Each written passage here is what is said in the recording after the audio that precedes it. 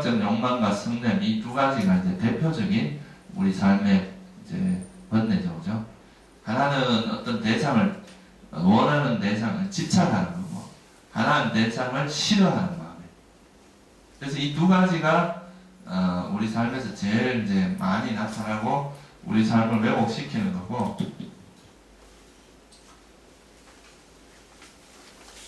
그 다음에 이제 의심과 해태, 혼침, 들뜸, 이것도 이제 아까 말했듯이 수행을 하는데 내가 이 수행을 해갖고 진짜 나한테 이익이 있을까?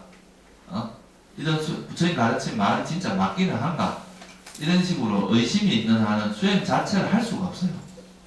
수행에 의심만 하다 일생을 다 보낼 수도 있습니다.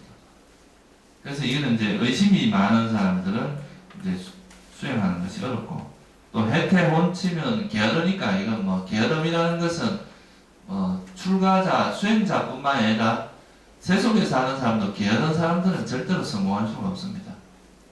게으른 사람이 성공한 거 봤어요? 없습니다. 부처님께서도 이 이제 정지, 노력은 모든 것을 이루는 가장 아주 중요한 요소라고 했거든요. 그 다음에 이제 후회, 그러니까 아까 말했듯이 마음이 일단 기본적으로 불선한 마음을 행하면 일단 마음이 불안해집니다. 불안하고 또 법에 따라 살지 않으니까 항상 후회가 뒤따르고. 그럼 이 5가지를 우리가 어떤 식으로 극복을 하느냐? 전통적으로 이제 무명을 극복하는 것은 윗바사나 수행을 통해서 극복을 합니다. 그래서 그 윗바사나 수행의 기본이 뭐예요? 첫째는 제가 항상 강조하는 게 첫 번째 오온에 대한 이해가 중요하다고 했죠. 도대체 나한테 이 몸과 마음에서 뭐 어떤 일이 발생하는지를 알아야 고칠 거 아니에요, 그죠? 그 자각이 없는데 내가 화를 내는지, 뭐 욕심을 일으키는지, 질투를 하는지, 뭐 자만에 빠진지, 게으름에 빠진지 이런 걸 알아차려야 그거를 개선을 할 거잖아요, 그죠? 그래서 이제 우리에게 일어나는 그 오온에 대한 이해가 부처님의 가르침에서는 제일 중요합니다. 오온을 이해하지 못하면 지혜가 생길 수가 없어요. 그래서 이제 우리가 반야신경에서도 조견 오온계공이라는 말이 있잖아요, 그죠?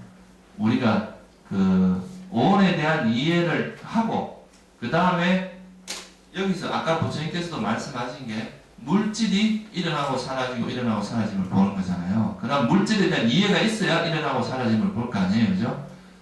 그래서 첫 번째 오온에 대한 이해가 필요하고, 그것이 어떤 조건에 의해서 일어나는 것, 그리고 조건이 사라지면 사라지는 것, 일어나고 사라짐과 일어나고 사라짐, 일어남을 보고 사라짐을 보고 일어나고 사라짐을 보는 이 3가지를 보게 되면 이제 이 연기를 보는 게 되고, 그 연기를 보게 되면 소위 말해서 이게 일어나고 사라짐이 뭡니까? 생멸이잖아요, 생멸. 그 생멸의 지혜를 통해서 뭐를 알 수 있어요? 무상도 이해할 수 있잖아요. 일어나고 사라진다는 게 변한다는 뜻이잖아요. 그래서 이제 변한 것을 알면 고도 알고, 이 무상한 것은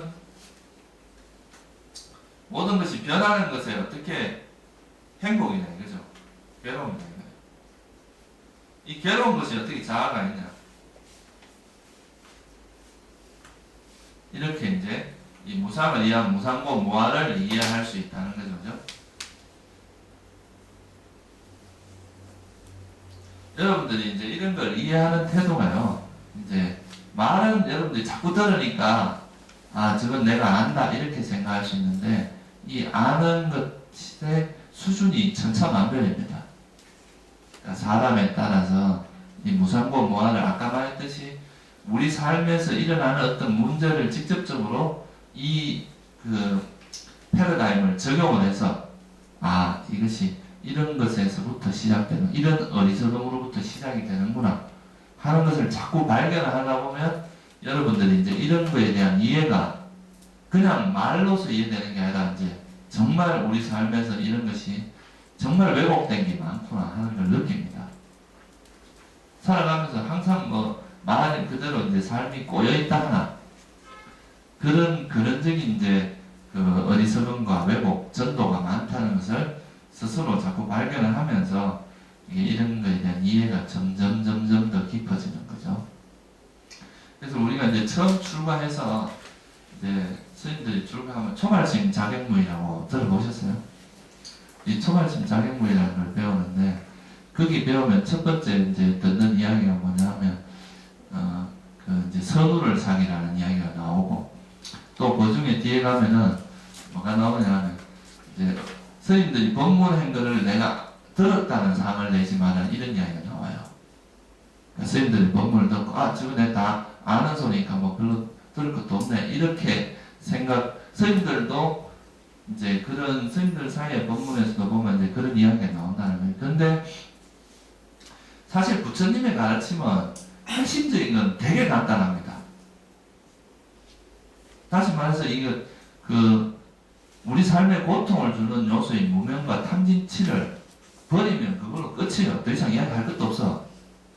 그러니까 그 핵심은 그거예요. 이제 탐진치라고 하는 것이 또는 이제 이런 장애, 오염은 이런 번뇌들이 우리 삶에 고통을 준다는 것을 이해를 하고 그 고통을 주는 마음이죠. 그러면 이게 또 우리 삶에 행복을 주는 마음도 있을 거 아니에요, 그죠? 그럼 그 행복을 주는 마음을 이해를 하고 그게 이제 알아차림이나 지혜, 뭐 사고의 양심 이런 거란 말이에요. 그걸 이해하고 이 고통 주는 거 버리고 이거 우리 삶에 행복을 주는 마음을 개발하면 돼요. 그러니까 말은 그 내용은 거의 똑같은데 우리가 실제로 이제 직접 수행을 하면서 이렇게 해 나가다 보면 그 미묘한 차이에서 우리 삶에 큰 변화가 일어나는 경우가 되게 많거든요. 야구 선수들도 공을 친다는 측면, 타자가 공을 잘 치는 것이 이제 중요한 거지만 실제로 어떤 폼으로 치냐에 따라서 이 타수가 완전 달라질 수도 있거든요. 그런 미세한 차이가 우리 삶에 굉장히 큰 변화를 이끌어냅니다. 그래서 여러분들이 이제 이런 법 속에서 그런 미묘한 것들을 자꾸 발견을 하거나 이제 그런 거에서 흥미를 느끼고 재미를 느끼는 것이 그게 이제 지혜를 자꾸 성숙시켜주는 과정이거든요. 그러니까 이런 틀이라고 하는 것은 사실은 누가 이야기해도 비슷한 틀을 이야기할 수밖에 없어요. 이제 그렇지만 그것이 가지고 있는 이제 수행을 해 나가다 보면 그 틀 속에서 아주 미묘한 변화들이 있거든요. 미묘한 차이. 그런 거는 이제 실제로 수행을 해보지 않은 사람들은 그런 걸 찾기가 되게 어렵습니다. 그래서 이런 걸 공부할 때도 여러분들이 자꾸 안다고 생각하지 말고 그 아는 거에서 자기가 지금 현재 알고 있는 것보다 더 깊은 뭔가 더 섬세한 뭔가를 자꾸 찾아내려고 하는 것이 중요해요. 그래야 자꾸 발전을 합니다. 지혜가. 그렇지 않으면 뭐 내가 딱 안다 이런 생각이 들어가면 내가 아는 것이 변하잖아요. 그죠? 지금 안다 해도 또 다음에 이것이 다지고 완전히 확실하게 깨뚫어할 때까지 하지 않으면 또 뭐 내가 좀 마음과 느슨해지고 혼자 있고 이러면 또 원래대로 돌아간단 말이에요. 그죠? 그런 무상하다는 것을 내가 확실하게 이해를 하면 좀 더 이제 확고한 변하지 않는지. 그러니까 부처님께서는 뭔가를 얻고 나면 항상 반성을 합니다. 내가 얻은 이것이 확실한가? 정말 변하지 않는 뭔가 확실한 것인가?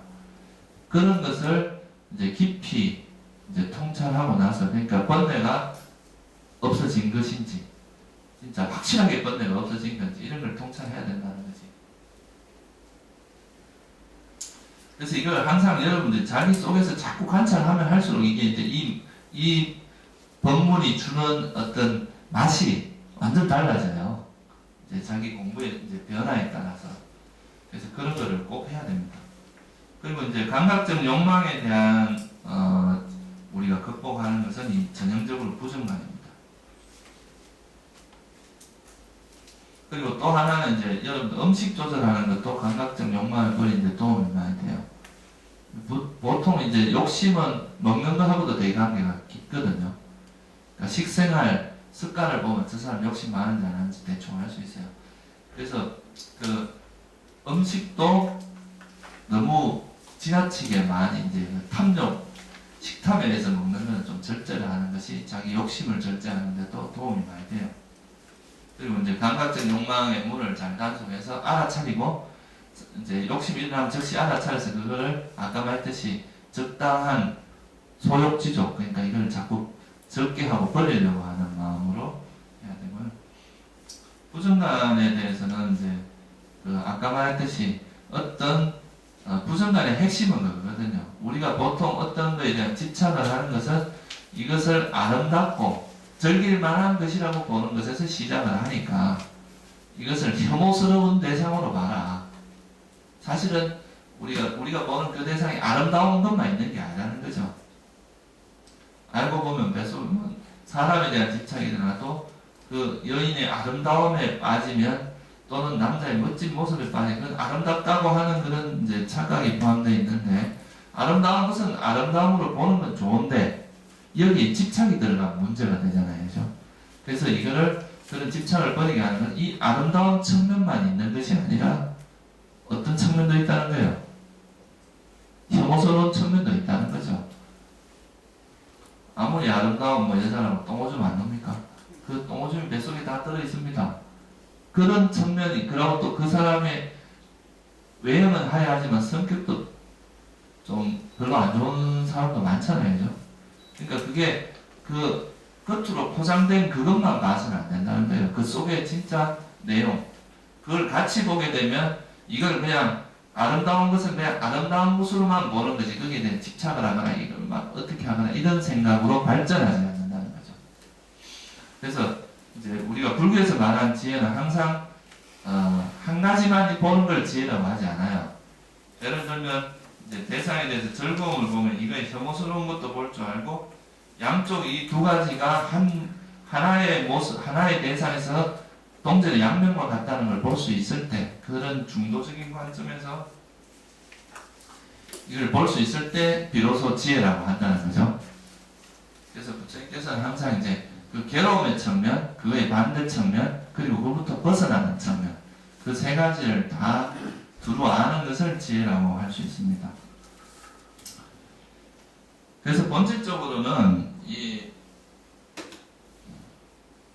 감각적 욕망을 버리는 것은 혐오스럽게 보는 것. 그러니까 이것도 인식의 전환이죠. 그죠?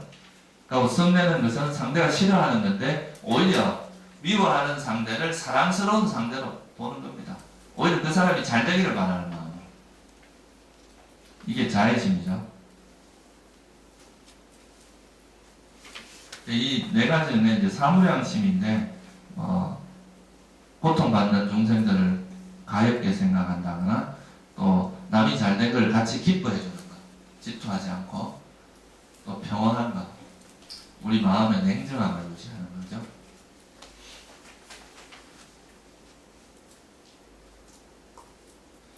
그리고 이제 의심이 많은, 이 자의수행은 제가 다음에 또 자세히 한번 설명할 때가 있으니까 그냥 이 정도로 넘어가겠습니다. 그리고 의심은, 이제 의심이 많은 사람들은 법에 대해서 공부를 해야 의심이 없어집니다. 그리고 계율을 공부를 하면 내가 이런 행동을 이럴 때 이렇게 해야 되나 저렇게 해야 되나 이런 망설임이 없어집니다. 내가 해야 될 것은 하고 안 할 것은 안 하고 이러면 되니까. 그죠? 그래서 그 의심을 없애는데 계율도 되게, 계율을 공부하는 것도 도움이 되고요. 경전을 통해서 법을 공부를 하면 부처님 말씀대로 해버리면 되니까 의심이 없어지겠죠. 부처님 말씀에 대한 믿음. 그래서 의심을 극복하는 무기는 믿음입니다. 믿음.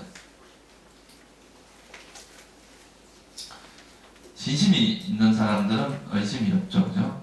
믿음이 약한 사람들은 또 의심이 많아집니다. 해태와 원침, 이런 이제 게으름이 많은 사람들은 수행법으로 보면 이 해태 원침이 많은 사람한테 적합한 것은 죽음에 대한 명상입니다. 여러분들이 죽음에 대해서 자각을 하게 되면 게으를 틈이 없습니다.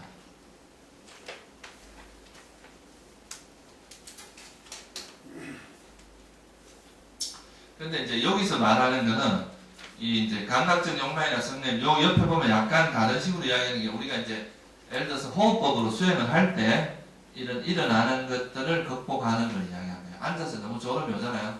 그럼 눈을 뜨고 이렇게 밝은 걸 보면 광명이 있는 데서는 졸음이 덜 오단 말이에요. 그죠?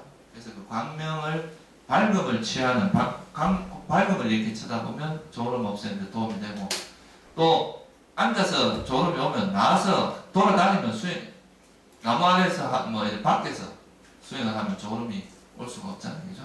그래서 이제 걸어 다니면서 이럴 때 졸음이 올 때는 이제 아예 밖에 나가서 이제 산책을 한번 하고 오는 것도 좋은 방법입니다. 아니면 여기서 이제 가르쳐 준 경행을 하는 거예요. 경행을 하면 그 졸음을 없애는데 아주 도움이 되거든요. 그 다음에 이제 앉아서 너무 졸음이 오면 주위 사람에게 방해 안 될 정도로 몸을 약간 이렇게 좀 그 자세를 바꿔주는 거죠. 다리를 바꾼다거나 이렇게 자세를 좀 바꿔주는 것도 그런 이제 졸음을 극복하는 데 도움이 되고요. 제일 좋은 것은 일반적으로 우리가 이제 이런 그 해태 혼침을 버리는 데 있어서 가장 좋은 방법은 뭐냐 하면 이 죽음에 대한 명상입니다.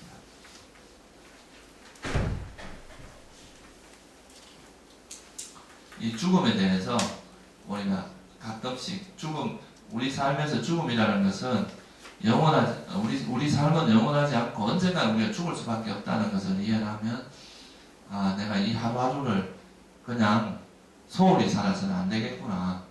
스티브 잡스가 그랬다 그러잖아요. 그죠? 이 스티브 잡스가 어린 시절에 불교에 좀 심취를 했다 하더라고요. 그래서 그때 아마 이런 죽음에 대한 명상을 본 것 같아요. 그래서 내가 내일 죽을지도, 그러니까 내일 당장 죽음이 올지도 모른다는 그런 마음으로 하루하루를 산다는 거죠. 그런 사람들은 하루를 그냥 의미 없이 보내지 않을 거 아니에요. 그죠? 여러분들도 만약 내일 당장 죽음이 온다면 뭘 하겠어요? 그러니까 그런 거에 대해서 한 번쯤 이렇게 생각을 해보면 우리 삶을 이제 좀 의미 있게 살려고 노력한다는 거죠. 그게 바로 이제 이런 게으름을 극복하는 데는 이것이 아주 좋습니다. 실제로 여러분들 죽음이라는 게 눈앞에 있으면요, 정말 이걸 절절하게 느끼면 공부 안 할 수가 없습니다. 이거는 막 이 죽음이라는 게 마음에 딱 걸리면, 보통 선생님들이 출가하는 게 대부분 여기서 걸려서 출가하는 거예요. 주위에 보통 사람들은 그냥 막 슬퍼만 하다 끝나잖아요. 그죠? 우리 막 가까이 있는 사람 죽었다고 슬퍼하는데 그런 걸 통해서 인생의 무상을 보는 거예요. 그러면서 야, 이거 가까이 있는 가족이 죽거나 자기가 죽음을 경험하면서 내가 이렇게 살 때가 아니다. 뭔가 이거 죽음으로부터 벗어나는 길을 찾아야 되겠다. 이렇게 생각을 하고 이제 다 던지고 출가나 이렇게 되는 경우가 많죠. 꼭 이렇게 출가를 하지 않더라도 이 죽음에 대해서 이렇게 고찰을 하면 우리가 삶을 결코 이렇게 방심해서 안 되겠다는 생각을 하거든요. 전에도 제가 그런 말씀 안 드렸지만 우리 삶에 이런 요즘 같은 때는요, 이게 그 죽음의 그런 이제 우리가 무감각해서 그렇지 죽음의 위험이 참 많습니다. 갑자기 지나가다 술 취한 차가 확 치고 갈 수도 있고, 고층이니까 위에서 갑자기 물건이 떨어져가 될 수도 있고, 그런 걸 불안감을 느끼라는 게 아니라 그런 사실을 직시하고 이제 우리가 정말 이게 하루하루를 열심히 살아야 되겠다는 것에 대한 자각이 필요하다는 거죠. 그 일본에서 그 지진 나서 쓰나미에 썰려가는 그때도 그 순간까지만 해도 그런 게 자기에게 닥쳐올 거라고 생각하는 사람 별로 없었을 겁니다. 그냥 미래 10년 뒤에 일어날 일을 이렇게 걱정하고 그걸 계획하고 있었던 사람들도 많았을 거예요. 근데 갑자기 어느 순간, 한순간에 그냥 막 밀어닥쳐서 그냥 싹 썰어가 버리잖아요. 그죠? 한 도시를 썰어가 버리잖아요. 그러니까 우리 삶에서 그런 문제들은, 우리 삶에서 오는 것들은 항상 그런 게 있습니다. 우리 삶에서 이런 것들이. 그래서 그 죽음에 대한 반조를 하면은 그런 거를 버릴 수가 있다는 거고, 들뜬과 후회, 이거는 계율을 잘 지키면, 아까 말했듯이 계율이라는 건 뭐예요? 해야 될 거를 하는 거, 안 해야 될 걸 안 하는 거잖아요. 그게 계율이란 말이에요. 근데 계율을 어긴다는 거는 해야 될 거를 안 하고 안 해야 될 거를 하니까 이 후회가 난단 말이에요. 그죠? 그래서 계율을 잘 지키면 후회가 없어집니다. 그리고 아까 말씀드렸듯이 경전을 제대로 보면 이제 경전 속에서 해야 될 것과 안 해야 될 것을 잘 이제 말씀을 해놓으셨으니까 그걸 통해서 이건 내가 해야 될까 안 해야 될 거에 대한 지혜가 생기면 그런 후회가 있으면 마음도 덜 뜨게 돼. 그러고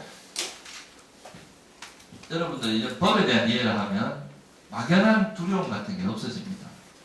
삶에 대해서. 끝날 게 없어진다, 쉽게 말하면.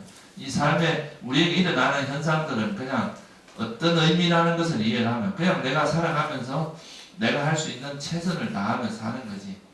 거기로부터 오는 또 뭐 문제가 오면 그것도 해결해 나가면 되는 거고. 이런 식의 어떤 자세를 취하면 별 문제가 없는 것도 우리가 막 뭐를 자꾸 안달복달하고 이렇게 살면 괜히 쓸데없이 고민 안 해도 될 걸 갖고 막 고민을 하고 사는 거잖아요. 그죠? 그래서 이제 이 법에 대해서 잘 이해를 하게 되면 마음이 이제 불안함이 없어져요. 내가 얘 죽으면 어떡하지? 뭐 이런 죽는 건 어떻게 보면 당연한 거거든요. 단지 그 인연이 좀 빨리 왔다는 거고. 그래서 중요한 거는 내가 죽지 않으려고 하는 게 중요한 게 아니라 죽음이 오더라도 내가 그거에 대해서 전혀 두려움 없이 의연하게 대처할 수 있는 그런 마음 상태를 기르는 게 더 중요하다는 거죠. 준비하는 마음이죠. 그러면 뭐 어떤 일이 와도 내가 뭐 거기에 대해서 동요될 게 하나도 없잖아요. 그죠? 근데 그런 준비되지 않은 마음은 어떤 어려움이 오면은 크게 동요가 돼서 사람이 망가지거나 또 그게 더 심해지면 뭐 자살이나 이런 데까지도 이어질 수 있는 그런 문제가 있으니까.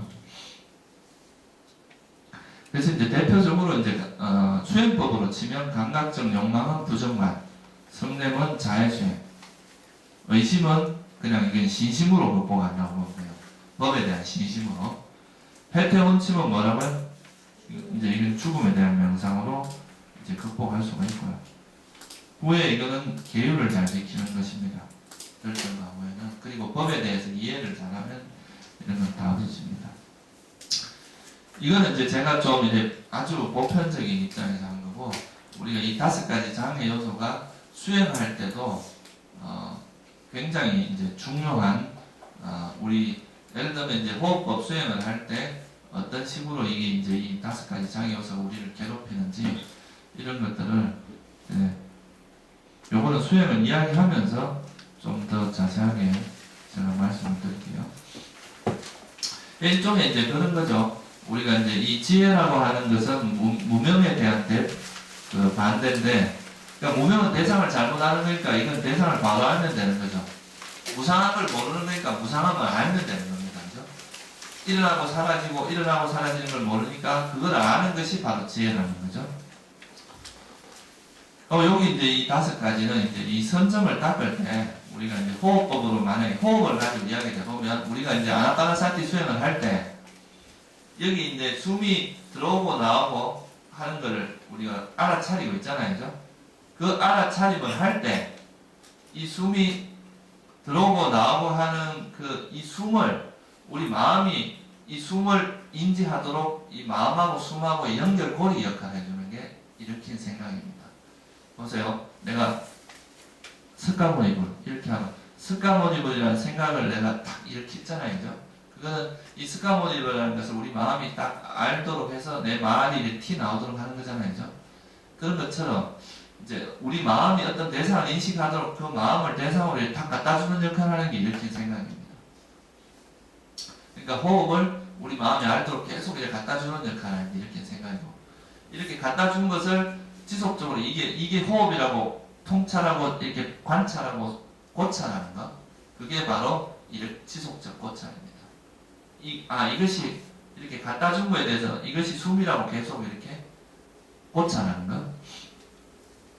그 다음에 이 숨이 들어오고 나오고 하는 걸 보면서 이 숨이 미세해지면서 그 숨에 대한 굉장히 이런 숨이 이렇게 될 수도 있구나 하고 그 숨에 대해서 기쁨이 일어날 수 있잖아요. 그죠?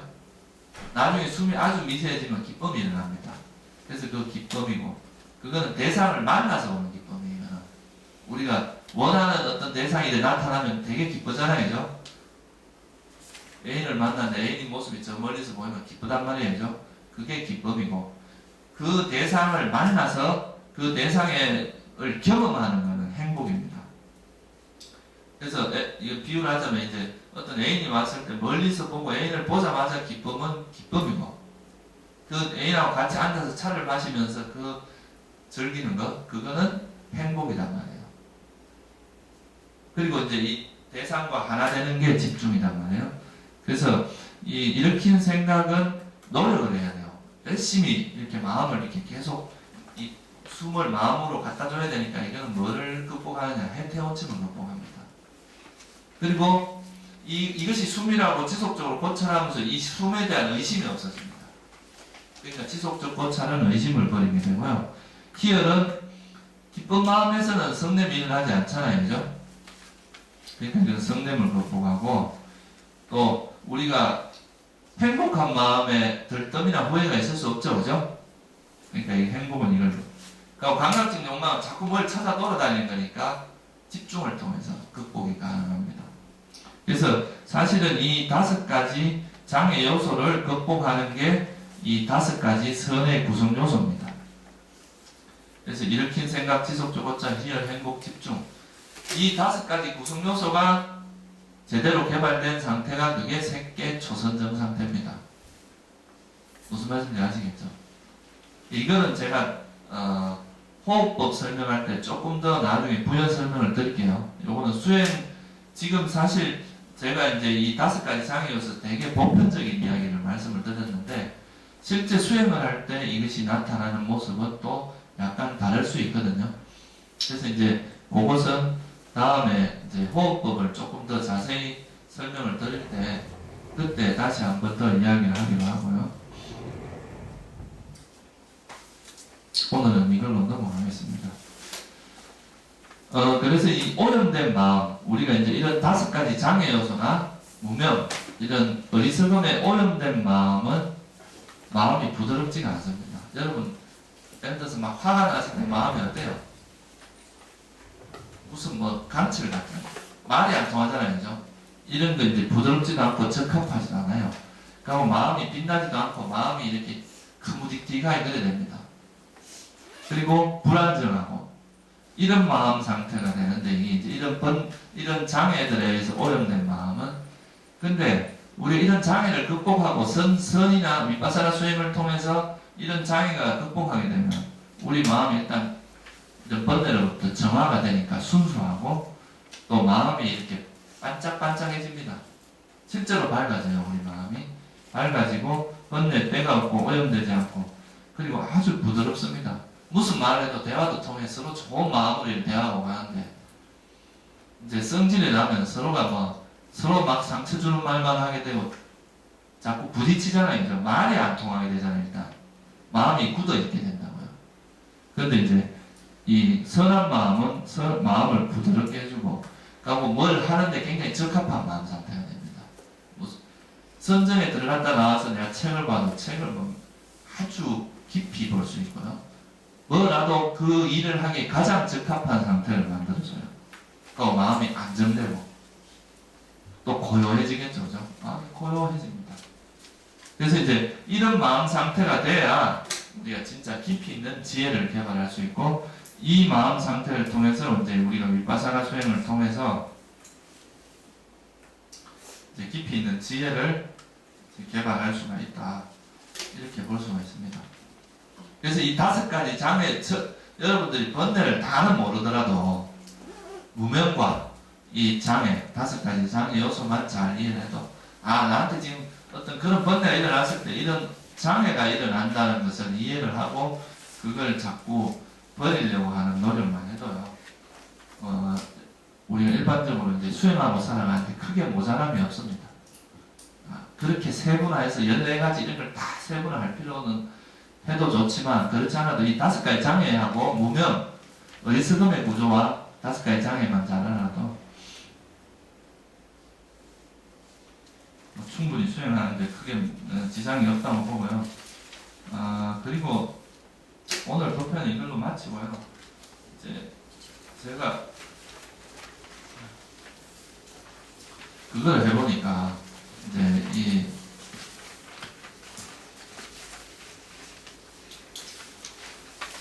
수행을 이제 우리 선언에서 내가 여기서 도표를 참 많이 했어요. 한 2년 정도, 거의 한 일주일에 한 3번 정도 도표를 하면서 계속 이제 해왔는데, 여러분들 이제 오래 다니신 분들은 기본적으로 이제 불교 구조가 어떻다는 것에 대해서는 기본적으로는 다 아셨을 거고, 이제 새로 오시는 분들도 이제 그걸 하다 보면 기본적인 이해는 될 겁니다. 근데 이런 이런 그 법문이 수행과 연관되지 수행을 같이 병행하지 않고 하면은 사실 계속 공허한 메아리가 돼요. 그러니까 실제로 이제 자기 살면서 이제 수행도 해보고 또 이제 제가 아까 초발심 자격문에서도 처음에 나오는 게 뭔지 아세요? 원리 선우 친근 현선이에요. 아, 말을 잘못했네. 원리 아구. 그러니까 그 오염된 마음이 쉽게 말해서 마음이 오염이 많이 된 이런 사람을 좀 멀리하고 이런 오염되지 않은 순수한 마음을 가진 사람을 자꾸 가까이 해야 여러분들이 마음의 변화가 일어나겠죠, 그죠? 그 오염된 사람하고 자꾸 있으면 자기도 같이 오염됩니다. 그래서 이 수행을 하는 건 여러분들 수행을 해보시면 이 도반이 진짜 중요합니다. 제가 출가를 해도 그 주위에 좋은 도반이 있기 때문에 내가 잘 어느 한 부분에 막힌 걸 또 이야기하다 보면 같이 이야기를 하다 보면 또 그게 풀어지고 또 내가 미처 생각하지 못했던 것을 또 도반을 통해서 듣기도 하고 이러면서 지혜라는 건 다방면에서 아는 게 지혜거든요. 어느 사물을 한쪽 방면에서만 아는 게 아니라 다방면에서 아는 게 지혜이기 때문에 도반들 자기 혼자만 생각하면 놓치는 부분이 많을 수밖에 없어요. 근데 이제 그런 것들을 도반들과 대화를 통해서 우리가 이제 그런 법을 이렇게 자꾸 이렇게 나누다 보면 사람들이 내가 전혀 이해하지 못했던 걸 알 수도 있고 좀 더 이제 많은 걸 배울 수가 있거든요. 그래서 지금까지 이제 우리 선언에서 보니까 너무 그러니까 이제 법회만 하면 그냥 헤어지고 이런 쪽의 패턴만 있었지 좀 서로가 교류하고 서로가 이제 좀 법에 대해서도 같이 이야기하고 이런 시간이 좀 부족했던 것 같아요. 그래서 앞으로 법회 그 형태를 좀 바꿀 생각인데요. 제가 뭐 길어도요 한 11시 반까지 법회를 끝낼 생각입니다. 늦어도. 그리고 이제 요 끝나고 잠깐 쉬었다가 같이 한 12시까지 수행을 할 거예요. 앉아서 이 자리에서 앉아서 오늘 배운 걸 갖고 해도 좋고 이제 배운 걸 다시 머릿속에 정리를 해도 좋고 수행을 하시던 분들은 자기가 수행을 하던 걸 계속 하면 돼요.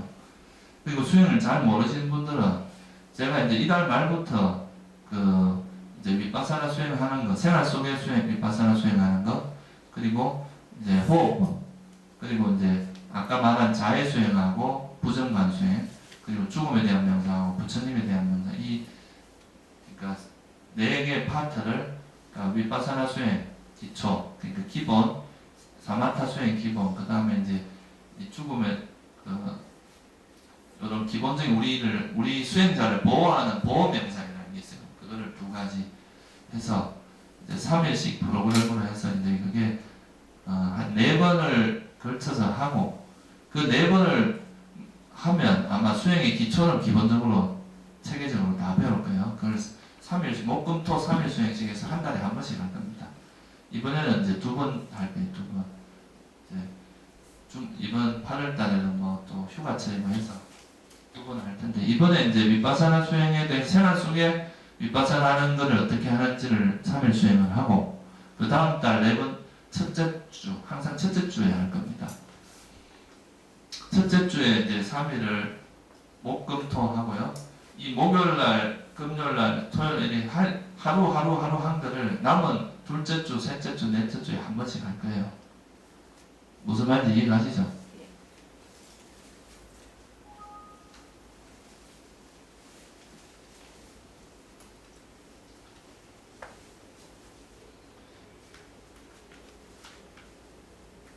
그러니까 우리가 이제 매주 첫째 주에는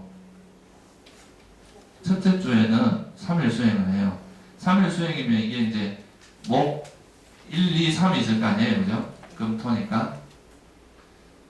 근데 이제 이 3일을 참여 못 하시는 분들은 둘째 주 토요일하고 셋째 주 토요일, 넷째 주 토요일 날 이 1번, 2번, 3번을 하겠다 이 말이에요. 무슨 말인지 이해가세요? 그럼 요걸로 3일 만에 속성으로 마칠 수도 있고 토요일 3번을 나눠서 할 수도 있다 이 말이에요. 무슨 말인지 이해가시죠? 네. 그렇게 해서 하여튼간에 이 3일 수행이 4가지로 되어 있습니다. 첫째는 윗바사나, 그러니까 생활 속에 윗바사나가 있고, 이게 첫 번째. 그 다음에 이제 이 호흡하고 이제 걷기 명상, 경행하는 것 2가지를 한 파트예요. 이제 이거는 이제 부정관하고, 그 다음 죽음, 그 다음에 자해관하고 붓다에 대한 명상. 요렇게 해서 이게 3일, 3일, 3일, 이러면 총 한 4개월 걸리겠죠, 그죠? 그러니까 이렇게 해서 이 4가지 이거는 여러분들이 수행하는데 제가 생각할 때는 기본적으로 알아야 될 것들이에요. 이거를 알면 이제 수행하는 기본적인 방법은 알아요. 그러면 이제 이거를 마친 사람들을 이제 적어도 이 4가지 다 한 사람들을 모아서 그런 사람들로 이제 명상반을 만들 겁니다. 그러면 이제 이런 사람들은 그때 가서 이제 좀 체계적으로 좀 더 심화된 거는 그때 가서 이제 하기도 하고, 일단 기본적으로 우리 선언에 오는 분들은 이 4가지는 다 마치게 할 겁니다. 그렇게 해야 수행에 대해서 기본적인 거는 다 여러분들 이해를 할 수 있을 것 같으니까. 그래서 요번 달 말하고 다음 이제 넷째 주하고 다음 달 첫째 주 3일은 목금토 3일은 이제 휴가철이고 해서 그때 이제 3일 수행을 할 거니까 이 3일 수행 전체 참여하는 사람만 받습니다. 중간에 이렇게 왔다 갔다 하고 이게 되게 산만하더라고요. 제가 해보니까 너무 규칙 없이 하니까 뭐 중간에 들어왔다가 오고 막 이렇게 하면은 적어도 그러니까 이 3일 수행을 할 때는 3일 전일 참여를 기본으로 하고, 그게 안 되는 사람은 토요일 이렇게 나눠서 하고요. 그리고 그 토요일날 참여하더라도 그 프로그램 전체를 다 참여해야 돼요. 중간에 왔다 가고 이런 거 허용 안 됩니다. 그렇게 하면은 이게 같이 수행하는 사람들이 불편해요. 그래도 할 때고 하루 정도는 그냥 그 하루 같이 참여해서 하는 걸로 하고요. 이걸 마친 사람들은 이제 뭐 그냥 토요일날 수행할 때는 자유롭게 그냥 와서 이제 해도 되는데, 처음 할 때는 그 하루 풀코스를 같이 하세요. 그리고 이제 그거 할 때 이제 그냥 이렇게 하는 게 아니라 제가 이제 이 집중 수행할 때는 예를 들면 오전에 이제 한번 한 30분 정도 법문하고 2시간 수행하고, 오후에 30분 법문하고 2시간 수행하고, 마지막 1시간은 같이 이제 법담 나누기, 또 뭐 질문 있으면 질문 받고 뭐 그런 시간으로 가지려고 하거든요. 그래서 이거는 뭐 여러분들이 수행을 하려고 하면 너무 세상 사정 다 따지고 이러면 수행 못합니다. 그러니까 적어도 이 수행하는 때만이라도 시간을 좀 내가지고 그게 집중적으로 한번 마치고 나서, 그걸 마치고 나서는 뭐 이제 또 자기 사정에 따라서 해도 괜찮은데, 수행 프로그램을 이제 체계적으로 하는데 이제 들어와서는 또 막 사람이 왔다 갔다 하고 막 이러면 이건 좀 어수선해지거든요. 참가하는 사람도 좀 불편하고. 그러니까 이거는 나중에 이제 저 홈페이지에 다 공지가 될 거니까요. 그 자세한 그거를 여러분들 일정을 한번 맞춰가지고 자기가 시간이 될 때 같이 한번 참여하는 쪽으로 그렇게 한번 해보시기 바랍니다.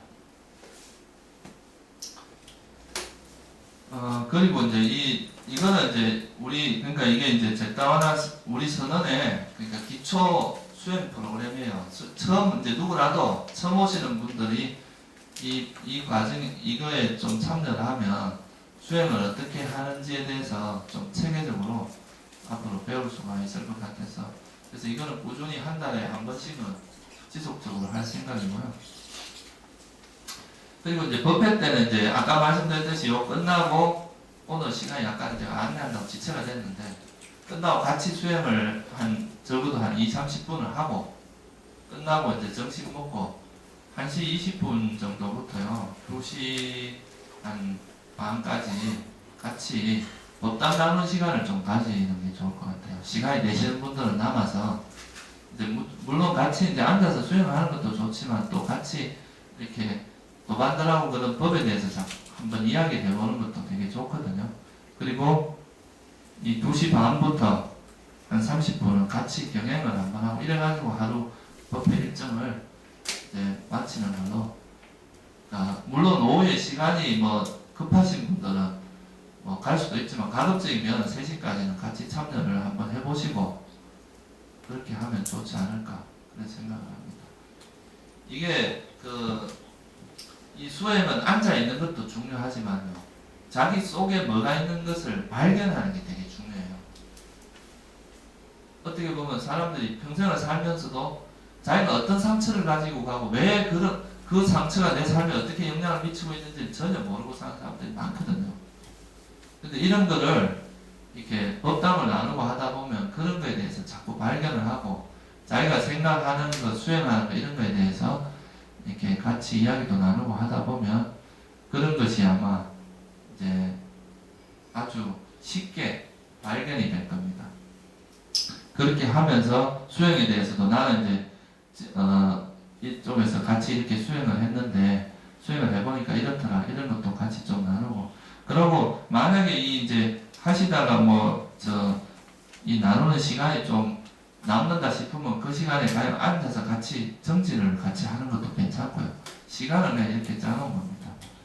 그러니까 그거는 이제 그리고 또 이 법담을 나누려고 하면 너무 대중이 많으면 이렇게 이야기하기 힘드니까 아마 조를 좀 짜놨을 겁니다. 이제 좀 몇 조로. 그러면 그 사람들끼리 같이 모여서 이야기도 좀 나누고요.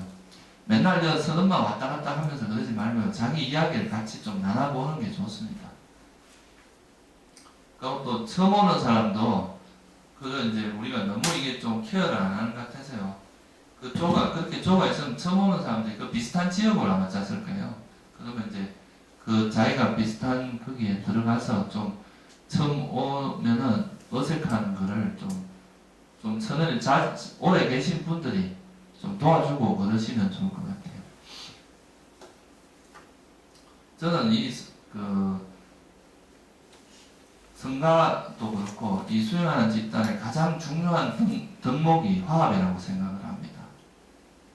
그것을 제가 제일 중요하게 생각을 하고 있고 제가 여기서도 뭘 할 때 항상 그 관점에서 이렇게 많은 것을 생각을 해요. 그래서 여러분들도 이렇게 그런 걸 하면서 또 이게 좋은 게 뭐냐면 이제 대화를 하면서요. 자기를 자꾸 보세요. 자기를 보지 않고 대화를 하면 분명히 또 막 그냥 푸념이 되거나 말이 막 나와요.